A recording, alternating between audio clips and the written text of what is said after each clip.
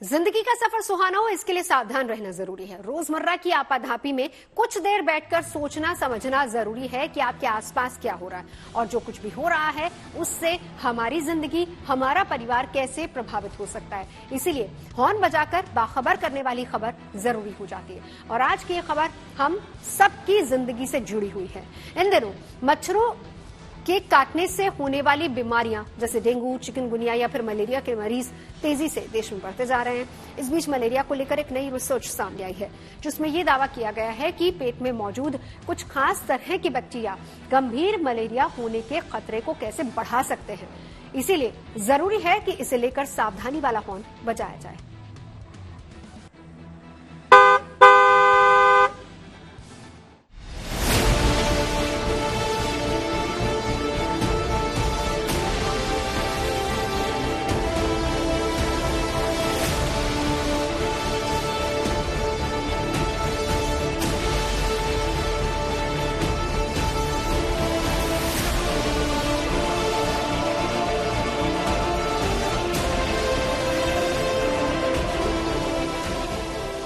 Dengue और malaria ऐसी बीमारी है जिसकी चपेट में हर साल सैकड़ों नहीं, हजारों नहीं, बल्कि लाखों की संख्या में लोग आते हैं। इनमें कई मरीजों की हालत गंभीर होने पर उन्हें अस्पताल में भर्ती होना पड़ता है, जबकि कई लोग शुरुआती इलाज के बाद ठीक हो जाते हैं। वहीं कुछ लोगों को अपनी जान तक गंवानी पड़ती है। मच्छरों के काटने से होने वाली बीमारियों से मरीजों को बचाने के लिए मेडिकल साइंस की दुनिया में इलाज के बेहतर तरीके मौजूद हैं। बावजूद इसके साल दर साल मलेरिया और डेंगू के बढ़ते मरीजों को देखते हुए नई रिसर्च की जा रही है।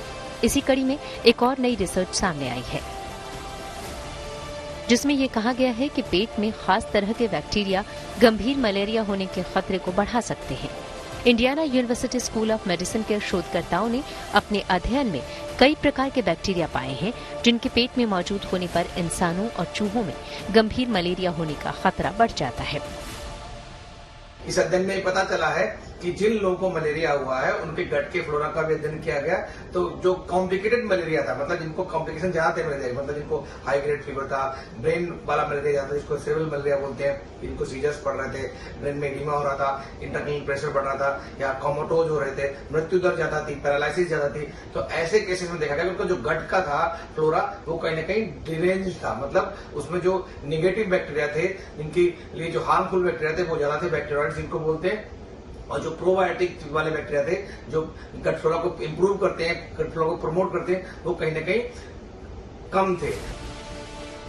विश्व स्वास्थ्य संगठन की नई रिपोर्ट में भी ये दावा किया गया है कि साल 2021 में मलेरिया से दुनिया भर में करीब 6,19,000 लोगों की मौत हुई, जिनमें 76% मौतें 5 साल या उससे कम उम्र के बच्चों में हुई।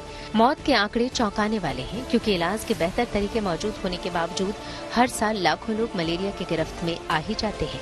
ये बीमारी एनाफिलस मादा मच्छर के काटने से होती है। इस प्रजाति के मच्छर बारिश के मौसम में अधिक होते हैं, मगर हमारे देश में मलेरिया पूरे साल पाया जाता है। मगर बारिश के सीजन में ये बीमारी काफी तेजी से फैलती है। मलेरिया के मरीजों को बुखार आना, सिरदर्द होना, उल्टी होना, मन मिचलाना, ठंड लगना, चक्कर आना, थकान होना, पेट दर्द और तेज से सांस लेना जैसे लक्षण होते हैं। ये बीमारी किसी भी उम्र के लोगों को मच्छरों के काटने से हो सकती है।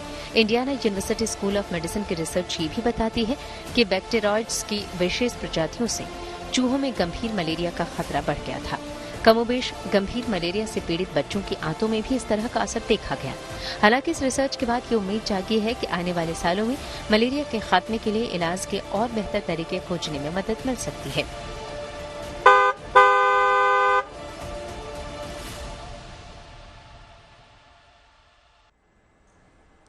आंत के इस बैक्टीरिया से गंभीर मलेरिया का खतरा न हो, इसके लिए क्या उपाय करने चाहिए, ये बता रहे हैं डॉक्टर DK गुप्ता।